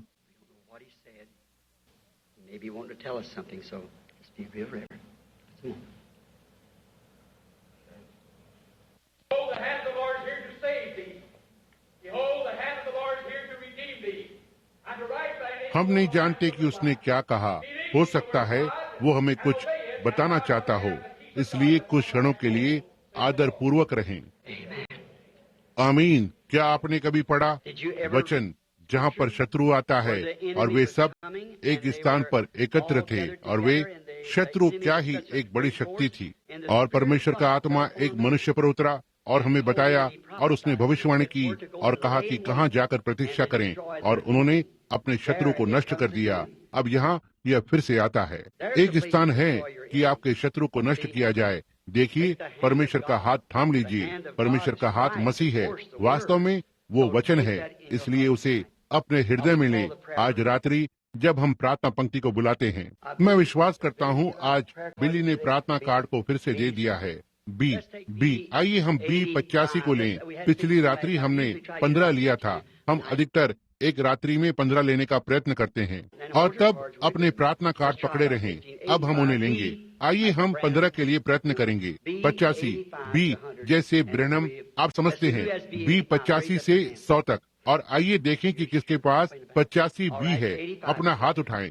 आप हैं, ठीक है। ओ पीछे, ठीक है। 85 यहाँ आ जाए। अब मेरे पुत्र, इसलिए कि हो सकता है यहाँ पर कोई अपरिचित या ना जानता हो कि यह कैसे होता है। मेरा पुत्र या कोई यहाँ आता है, यदि वो नहीं आ सकता है तो भाई बॉर्डर्स कोई और आ जाए। कोई एक व्यक्ति आता है, इनमें 100 कार्डों या प्रार्थना कार्ड को लेगा, लोगों के सम्मुख खड़े होकर और उन्हें आपस में मिलाएगा। इस प्रकार वो आपको प्रार्थना कार्ड देता है। वो आपको नहीं बता सकता कि आपको यहाँ मंच पर बुलाया जाएगा या नहीं, वो यह नहीं जानता, और ना ही मैं जानता हूँ। मैं रात्रि में आता हूँ और बस उन प्रार्थना कार्डों में से 10 या 15 को खींच लेता हूँ। इससे आपकी चंगाई का कोई संबंध नहीं है। आप वहीं बैठे रह सकते हैं। देखिए, गत रात्रि आप में से कितने पिछली रात को यहाँ पर थे? अपने हाथ उठाएं। किस प्रकार से बस लोग सारी सभा में चंगे हुए थे। अब ये 85, 86, 87, 88, 89, 90 था। हम इन्हें ठीक अभी लेते हैं। B85, 86, 87, 88, 89, 90।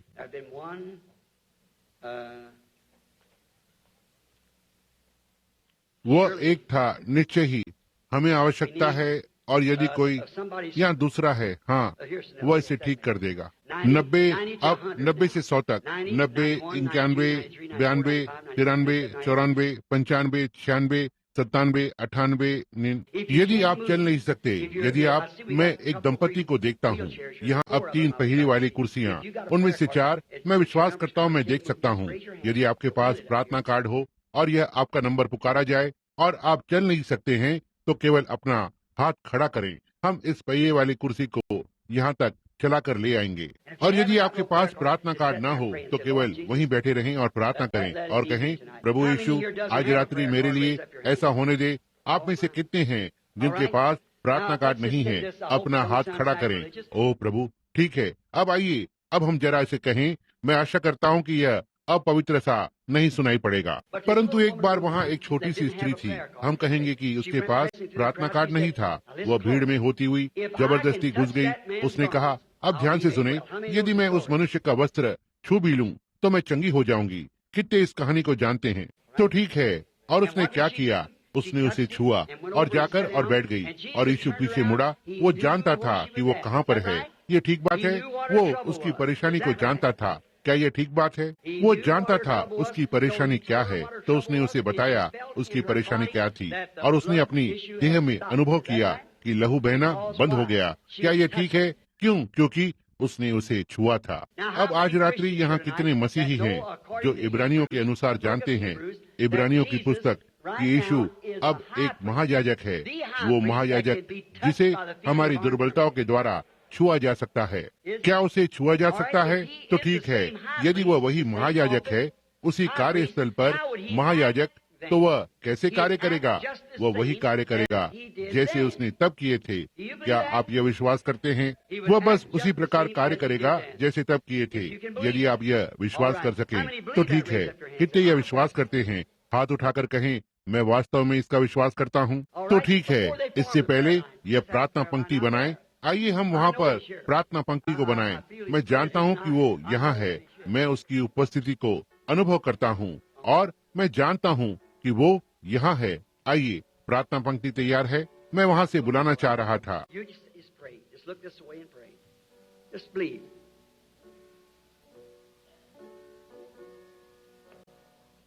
आप केवल प्रार्थना करें, बस इधर की ओर देखें और प्रार्थना करें, केवल विश्वास करें। एक छोटी स्त्री यहाँ बैठी हुई सीधी मेरी ओर देख रही है, उस महिला के पास ही जो चश्मा पहने बैठी है। क्या आप देख सकते हैं कि वो वहाँ उस स्त्री पर ठहरा हुआ है? यहाँ देखिए, समझे, वह हृदय रोग से पीड़ित है। क्या आप विश्वास करती हैं परमेश्वर आपको चंगा कर देगा? यदि आप करती हैं तो अपना हाथ उठाएं कि आपकी यही परेशानी थी। ठीक है, अब यदि यही आपकी परेशानी थी तो हाथ उठाएं ताकि लोग देख सकें। अपना हाथ इस प्रकार उठाएं। अब आपके अंदर अब यह नहीं है। आपके विश्वास ने आपको चंगा किया है। वो कल, आज और सर्वदा एक सा है। ओह, यहाँ विरोध है, परंतु यीशु मसीह कल, आज और सर्वदा एक सा है। क्या यह? अब प्रार्थना करते रहें। देखिए, आपको यहाँ ऊपर होने की आवश्यकता नहीं है जिससे कि आप जान सकें। अब यह एक महिला है। जहाँ तक मैं जानता हूँ, मैंने उसे अपने जीवन में नहीं देखा। यह बस एक महिला है जो यहाँ खड़ी है और आपके पास प्रार्थना कार्ड है और आप नहीं जानती थी कि आपको बुलाया जाएगा या नहीं। बस किसी ने आपको प्रार्थना कार्ड दिया और आपका नंबर पुकारा गया, इसलिए आप यहाँ पर आई हैं। क्या ये ठीक बात है? और मेरे पास कोई विधि नहीं कि मैं जानूं आप क्या हैं, आप कौन हैं, आप कहाँ से आई हैं, आप क्या चाहती हैं। इस विषय में कुछ नहीं। मैं केवल एक मनुष्य हूँ। आप एक महिला हैं। ये ठीक बात है। बिल्कुल यही चित्र एक बार बाइबल में आया, संत यूहन्ना के 4 अध्याय में। अब आप कहते हैं, भाई ब्रैनम, तो फिर आपने क्या किया? कुछ क्षण पहले उस छोटे से खिंचाव के अंदर आ गया, समझे। देखिए, मुझे नहीं मालूम, उसे ही यह करना होता है। मुझे नहीं मालूम वो स्त्री वहाँ कैसी थी। मैंने इस स्त्री को अपने जीवन में कभी नहीं देखा। वो मेरे लिए पूरी तरह से अपरिचित है। मैं विश्वास करता हूँ कि वही स्त्री थी। वह कौन व्यक्ति था जो अभी अभी वहाँ सभा में चंगा हुआ था? क्या आप? जी हाँ, हम एक दूसरे के लिए अपरिचित हैं। यदि यह ठीक बात है तो इस प्रकार से आप हाथ हिलाइए। देखा, मैंने इस स्त्री को कभी नहीं देखा, लेकिन वो वहाँ बैठी हुई विश्वास कर रही थी। अब उसने किसी चीज को छुआ है। क्या उसने नहीं छुआ? मुझे छूकर इससे कुछ भी भला नहीं होगा। परंतु अब क्या आप नहीं देख सकते हैं कि बाइबल एकदम सही परमेश्वर का वचन है? वो कल, आज और सर्वदा एक सा है।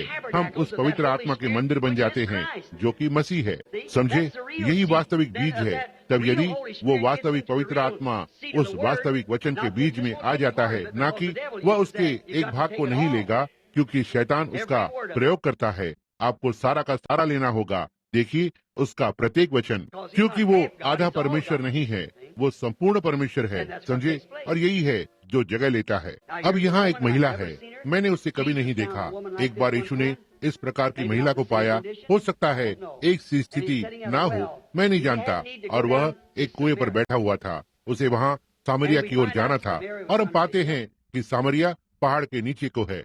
और मेरा मतलब वो यरीहो जा रहा था और वह सामरिया से होकर चला और सुखार नगर में आ गया और वह कुएं पर बैठ गया और अपने चेलों को खाना लाने के लिए भेज दिया। वहाँ संसार में लोगों की कितनी जातियाँ हैं? 3, हाम, शेम और येपेत के लोग। हम सब नूह से निकले हैं और उस समय बाकी का सारा संसार नष्ट हो गया था। लोगों की केवल तीन जातियां, यहूदी, अन्य जाति और सामरी, जो कि आधे यहूदी और आधे अन्य जाति होते हैं, और यही सब संसार की जातियां हैं। देखिए, केवल तीन।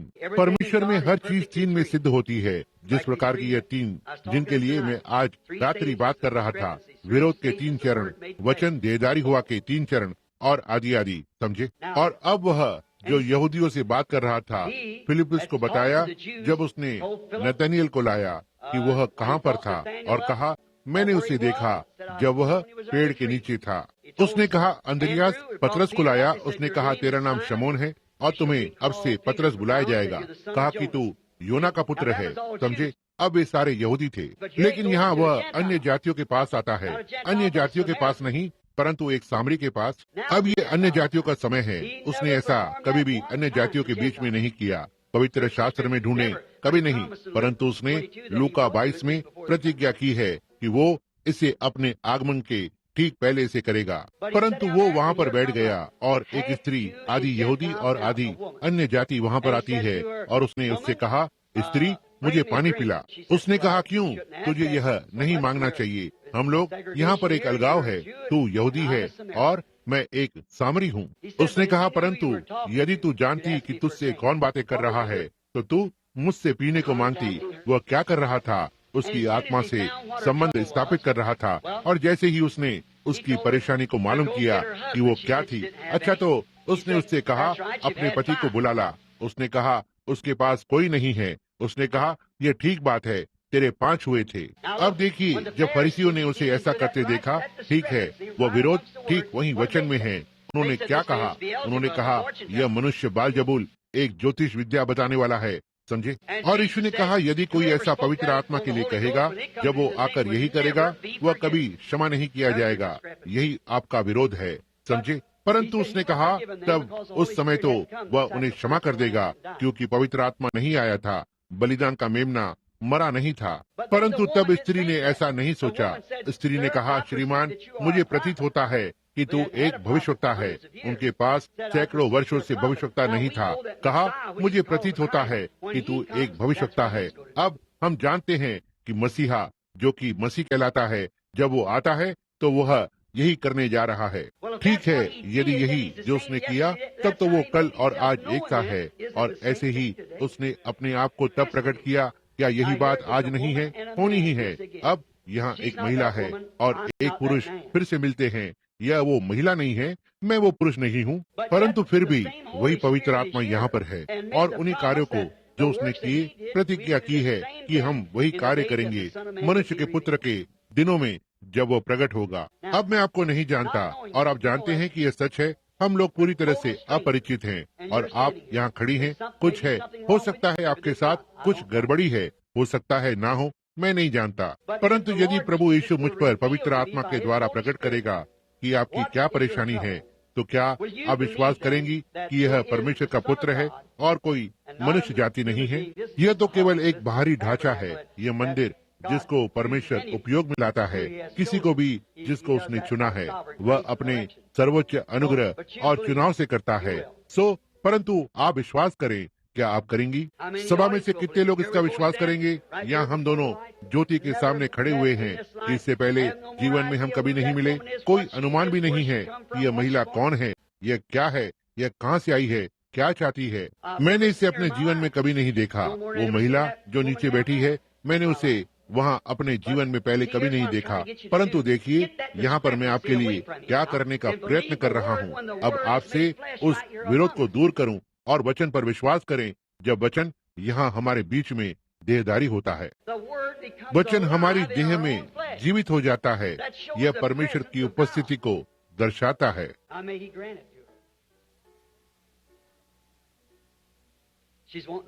अब होने दे कि वो इस महिला को प्रदान करे।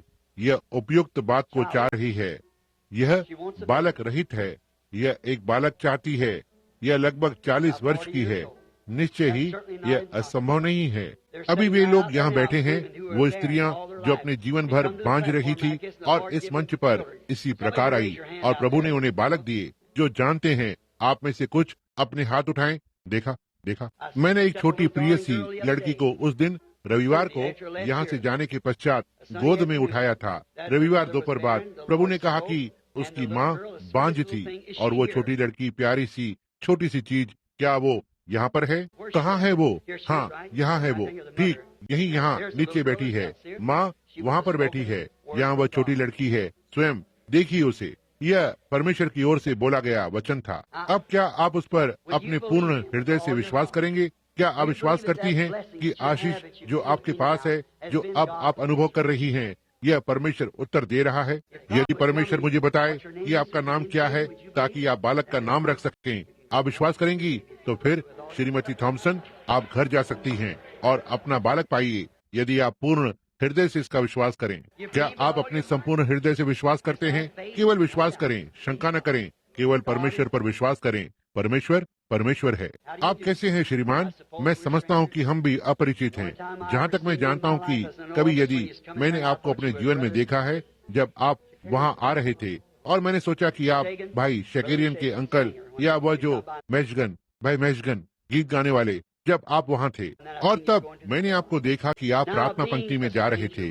अब आपके साथ अपरिचित होने के नाते और आप और मैं दोनों ओर से अपरिचित हैं। अब यदि प्रभु यीशु मुझे कुछ बताएगा कि आप हो सकता है जो आप चाहते हो, चलिए ये कहते हैं आपको वो बताएं, मुझे वो बताए जो आप चाहते हैं। अब वह आपको पहले से ही इसे दे चुका है, केवल इतनी बात की आपके पास इतना भरोसा हो कि आप इसका विश्वास करें। अब कितने ये समझते हैं, केवल इतना विश्वास कि यह विश्वास करें जो आपने मांगा है वो मिल चुका है। देखा? अब यदि आप यहाँ कुछ चाहते हैं और वो मुझे बता सकता है कि आपकी इच्छा क्या है, आप जानते हैं कि मैं नहीं जानता कि आपकी क्या इच्छा है, तो यहाँ कुछ होना चाहिए जो यह कर रहा है। अब वचन के अनुसार उसने यह करने की प्रतिज्ञा की है। वह उनके हृदयों के अंदर के विचारों को जानता है। क्या यह ठीक बात है? ठीक है। आपके अंदर चंगा होने की बहुत इच्छा है। एक बात, आप नसों से संबंधित रोग से पीड़ित हैं, बहुत ही अधिक रूप से, यह ठीक बात है। दूसरी बात, आपको पीठ में परेशानी है। कुछ समय से आपकी पीठ की हालत बहुत बिगड़ी हुई थी। आपने इसका ऑपरेशन भी करवाया है। यह यहोवा यो कहता है, यह सत्य बात है। देखिए, यह ठीक बात है। और यहाँ दूसरी बात यह है कि आपके हृदय की गहराई में यह इच्छा है कि पवित्र आत्मा का बपतिस्मा प्राप्त करें। यह बिल्कुल ठीक बात है। यहाँ आइए। प्रिय परमेश्वर, यीशु मसीह के नाम में होने दे कि यह मनुष्य पवित्र आत्मा से भर जाए इससे पहले कि इस स्थान को छोड़े। यीशु के नाम में, आमीन। मेरे भाई, अब इसे ग्रहण करें, केवल विश्वास करें और संदेह न करें। आप कैसी हैं? मैं मानता हूँ कि जहाँ तक मैं जानता हूँ हम एक दूसरे के लिए अपरिचित हैं। यदि यह ठीक बात है, क्यों? जिससे कि लोग जान सकें, केवल अपना हाथ उठाएं कि लोग देख सकें कि हम अपरिचित हैं। अपनी जानकारी में मैंने इस महिला को कभी नहीं देखा और मैं समझता हूँ इसने मुझे कभी नहीं देखा जब तक आप यहाँ सभा में ना थी, क्योंकि स्वर्गीय पिता जानता है और उसका वचन यहाँ रखा हुआ है कि अपनी जानकारी में मैंने इस महिला को अपने जीवन में कभी नहीं देखा, इसलिए मैं नहीं जानता कि आप यहाँ किस लिए हैं। ऐसा कोई अनुमान नहीं है कि आप कौन हैं, क्या हैं, या आपके विषय में कुछ नहीं जानता। मैं आपको एक बात भी नहीं बता सकता, केवल एक बात की यह बस एक दान है।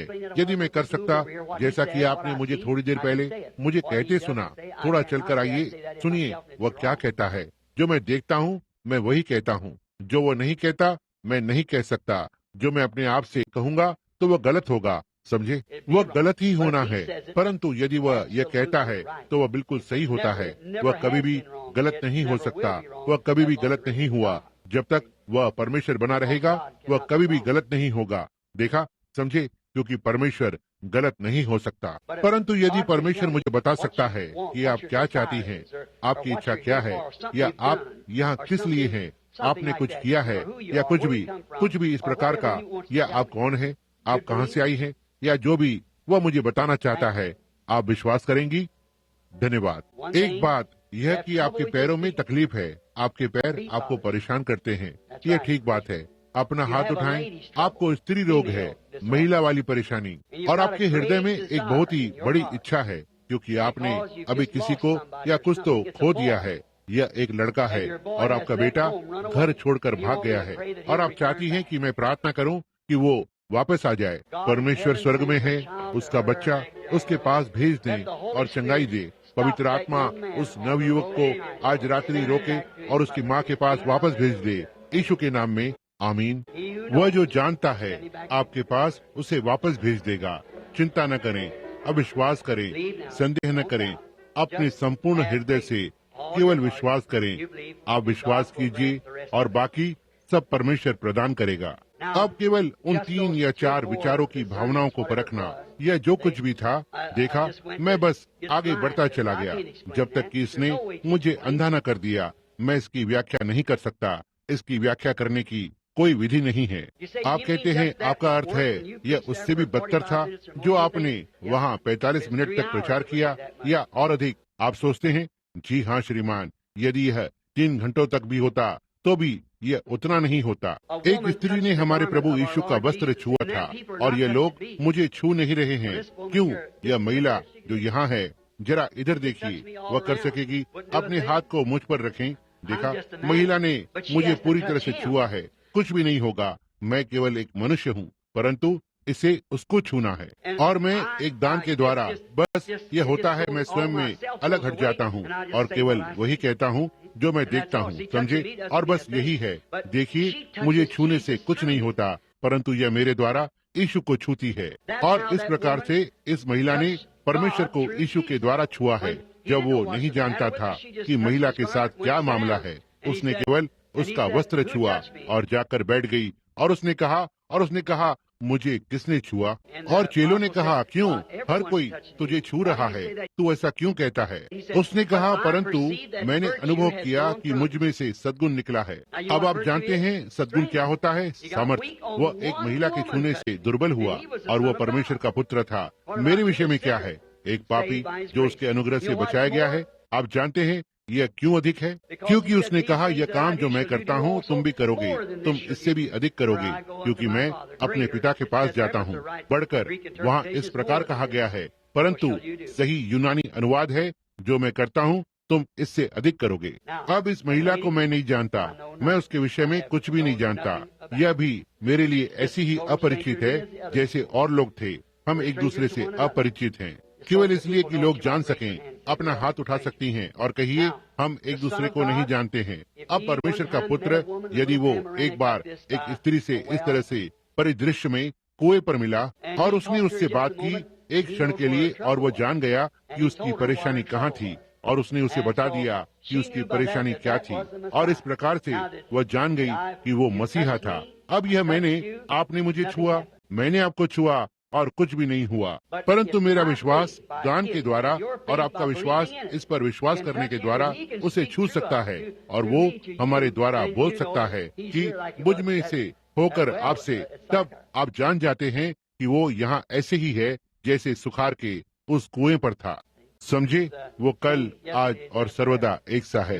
आप यह विश्वास करते हैं? आपके पास बहुत सारी परेशानियां हैं, बहुत सी बीमारियां और उलझने हैं। एक विशेष चीज जिसके लिए आप प्रार्थना करवाना चाहती हैं, वो जोरों का दर्द है। यह ठीक बात है, यह सही है। आप इस वात के रोग से अकड़ती जा रही हैं। जब आप देखती हैं तो आप अपना हाथ उठाएं और आप एक प्रकार से धीमे धीमे चली। जहाँ तक मुझे याद है, थोड़ी देर 1 मिनट के लिए रुकें। हो सकता है कुछ और कहा जा सके, वह ले लेगा। या आप जानती हैं, आप चीजें अनुभव करती हैं। आप लोग जानते हैं, जैसा कि श्वास इसके विरुद्ध आ रही है, वे कहते हैं क्यों? वो अनुमान लगाता है, या आप जानते हैं, इस तरह से आदि आदि। परंतु आप सभ्य व्यक्ति लगते हैं। एक क्षण जरा मुझसे बात करें। हम थोड़ी देर के लिए यहाँ खड़े हों, क्योंकि मैं सोचता हूँ कि आपके हृदय में कुछ और है जो कि आप परमेश्वर से चाहते हैं। अब मैं आपकी प्रार्थनाओं का उत्तर नहीं दे सकता, परंतु वो दे सकता है, क्योंकि यदि आप इसका विश्वास करें तो इसका उत्तर दिया जा चुका है। परंतु यदि आप विश्वास करना चाहते हैं, आपको विश्वास दिलाने के लिए, अब मैं आपको बताता हूँ, यह किसी प्रिय जन के लिए है जो यहाँ नहीं है, और वो भाई है, और वो इस देश में भी नहीं है। वो एक नमी वाले देश में है, बहुत सारी झीलें हैं। मैं कहना चाहूँगा जैसे मिशिगन में है, या किसी मिशिगन है, जहाँ पर वो है, और वो जानलेवा रोग से पीड़ित है। उसका गुर्दे की बीमारी से इलाज नहीं हो सकता है। वह उससे परेशान है। क्या यह ठीक बात नहीं है कि नहीं? यह यहोवा यो कहता है। अब वह रुमाल जो आपके हाथ में है, जिसे आपने परमेश्वर की ओर उठाया था, अपने भाई के पास भेज दें और उसे कहें कि संदेह न करें परंतु विश्वास करें और वो उसे चंगा कर देगा। अब यदि आप इसका विश्वास करें, आप अपने पूरे हृदय से विश्वास करती हैं, तब देखिए, यदि आप विश्वास करती हैं, करने के लिए केवल एक ही चीज है, यह कि इसे पूरी तरह से स्वीकार करें। क्या यह ठीक है? अब आप कहते हैं वह उसको देख रहा है, उन लोगों को, यही वो अब कर रहा है, उन लोगों की ओर देख रहा है। आप यह बहुत देखते हैं, परंतु ताकि आप इसे ना जान सकें, यह महिला जो यहाँ है, इधर से ऊपर आई है, मरीज है। आप जो भी हैं, मैं उसकी ओर नहीं देख रहा हूँ। क्या आप ये विश्वास करती हैं कि परमेश्वर मुझ पर प्रकट कर सकता है कि आपकी क्या परेशानी है? अपने हाथों को उठाएं यदि आप करती हैं।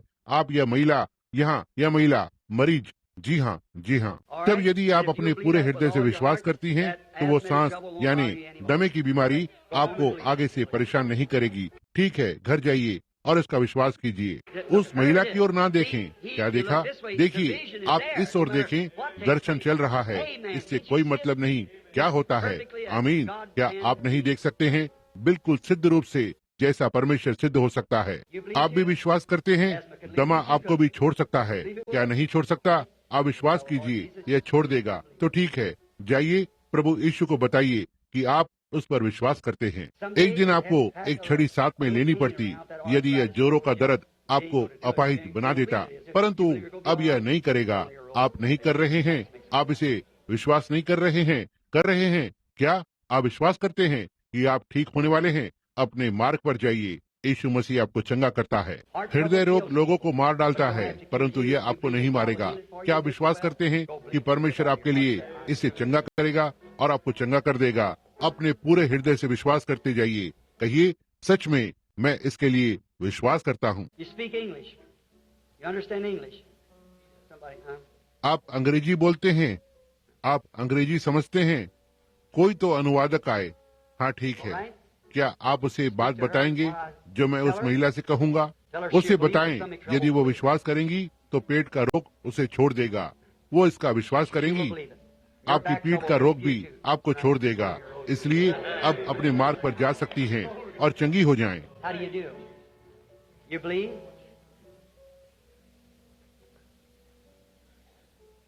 आप कैसी हैं? आप विश्वास करती हैं? वो व्यक्ति कमर की बीमारी के साथ बैठा हुआ मेरी ओर देख रहा है। जब मैंने यह कहा, वो भी चंगा हो सकता है यदि आप इसका विश्वास करें श्रीमान। ठीक है श्रीमान। वो महिला जो वहाँ आपके बगल में बैठी है, आपकी गर्दन में तकलीफ है, महिला है कि नहीं? महिला, आप ये विश्वास करती हैं कि परमेश्वर आपको चंगा कर देगा? आप छोटे लड़के पर उसके घुटनों के लिए हाथ रखवाना चाहती हैं और वह भी चंगा हो जाएगा। क्या आप इसका विश्वास करती हैं? आपको स्त्री रोग है, महिलाओं वाली बीमारी अब आपको नहीं है।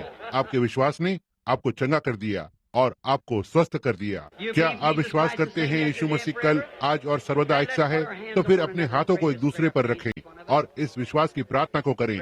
हम में से प्रत्येक विश्वास की प्रार्थना करें। प्रिय परमेश्वर, जबकि हम आपकी दिव्य उपस्थिति से घिरे हुए हैं, यह देखते हुए कि आप सभा में चल फिर रहे हैं, हर ओर बीमारों को चंगा कर रहे हैं, आप परमेश्वर हैं।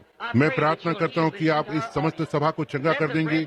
ऐसा हो कि परमेश्वर का श्वास आपके हृदयों में ताजगी से आए और वे जान सके कि समय बीत रहा है, हम थोड़ी ही देर के लिए यहाँ पर हैं, तब हम उसके साथ होंगे जिसे हम प्रेम करते हैं, और होने दे कि अब उसकी उपस्थिति प्रत्येक के लिए चंगाई लाए।